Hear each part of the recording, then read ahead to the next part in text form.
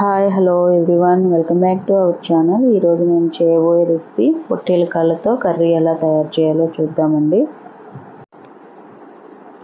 మేము 4 కాళ్ళు తీసుకున్నామండి. అవి మొత్తం నీట్గా క్లీన్ చేసుకొని పెట్టుకోవాలి. ఆ బ్లాక్నెస్ అంతా పోయేలాగా నైఫ్ తోటి క్లీన్ చేసుకోవాలి, లేదంటే కర్రీ చేదు వచ్చేస్తుంది. ఇప్పుడు దీని తయారీ విధానం చూద్దాం. వీటి మొత్తాన్ని ఫస్ట్ వాటర్ తోటి సాల్ట్, పసుపు వేసుకొని ఉడికించుకోవాలండి.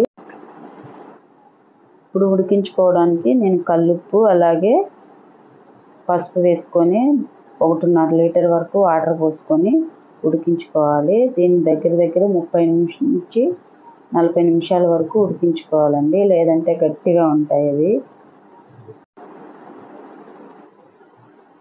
1.5 లీటర్ వరకు వాటర్ పోసాను. ఇప్పుడు దగ్గర 40 నిమిషాలు పట్టింది నాకు ఈ వాటర్ మొత్తం దగ్గరగా ఇంకిపోయి గ్రేవీ కన్సిస్టెన్సీలోకి వచ్చేసరికి ఇలా బాగా బాయిల్ అవుతుందండి.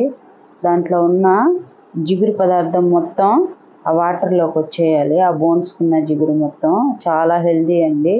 మన నడుము నొప్పులు, కాలు నొప్పులు ఇలా ఉన్న వాళ్ళకి డాక్టర్ వాళ్ళు సజెస్ట్ చేస్తున్నారు.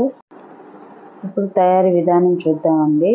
ఆయిల్ వేసుకున్న తర్వాత నేను పెద్ద సైజు ఆనియన్ వేసుకున్నాను. గ్రేవీ కన్సిస్టెన్సీ రావాలి కాబట్టి ఆనియన్ పెద్దదే వేసుకున్నాను. అలాగే 2-3 పచ్చిమిర్చి, కొంచెం కరివేపాకు వేసుకొని ఫ్రై చేసుకోవాలండి. ఇప్పుడు అల్లం వెల్లుల్లి పేస్ట్ వేసుకోవాలి. ఇది కూడా పచ్చివాసన పోయేంత వరకు ఫ్రై చేసుకోవాలి. అల్లం పేస్ట్ పచ్చివాసన పోయిన తర్వాత మనం కట్ చేసి పెట్టుకున్న టమోటాలు వేసుకోవాలి. గ్రేవీ కన్సిస్టెన్సీ కోసం కాబట్టి నేను పెద్ద సైజు టమాటాలు 3 తీసుకున్నానండి. తీయగా ఏమి ఉండదు కర్రీ, చాలా బాగుంటుంది. మీరు కూడా ఒకసారి ఇలా ట్రై చేయండి. ఈ గ్రేవీకి సరిపడా సాల్ట్ అలాగే పసుపు కూడా వేసుకున్నాను.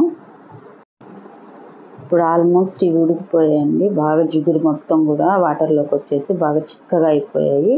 టమాటాలు కూడా ఉడికిపోయాయి. ఇప్పుడు మనం స్పైసీకి తగ్గ విధంగా కారాన్ని యాడ్ చేసుకోవాలి. నేను 2 టేబుల్ స్పూన్ వరకు కారం యాడ్ చేసుకున్నాను. మీ రుచికి తగ్గట్టు కారాన్ని యాడ్ చేసుకోండి. నెక్స్ట్ మనం ఉడికించుకున్న వాటర్తో పాటు ముక్కలను కూడా వేసుకొని బాగా కలుపుకున్న తర్వాత మళ్ళీ ఒక 3/4 గ్లాసు వరకు వాటర్ వేసుకోవాలండి.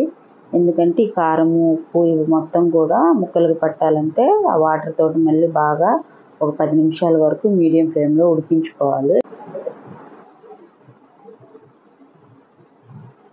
ఇప్పుడు దీనికి కావాల్సిన మసాలా కూడా తయారు చేసుకున్నాము. కొంచెం ధనియాలు, 2 లేదా 3 లవంగాలు, కొంచెం దాల్చిన చెక్క వేసుకొని లైట్గా ఫ్రై చేసుకోవాలండి. ఆల్మోస్ట్ బాగా ఉడికిపోయింది. ఫ్రై చేసుకున్న వాటిని ఒక 3 వెల్లుల్లి రెక్కలు కూడా వేసి దంచుకున్న తర్వాత ఇలా ధనియాల పొడి మొత్తం గ్రేవీ కన్సిస్టెన్సీలోకి వచ్చిన తర్వాత వేసుకోవాలి.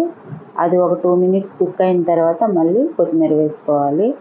అంతే అండి, ఎంతో టేస్టీ అండ్ హెల్దీ పొట్టేల కాళ్ళ కర్రీ రెడీ అయిపోయింది. మీరు కూడా ఒకసారి ట్రై చేసి ఎలా ఉందో కామెంట్ చేయండి.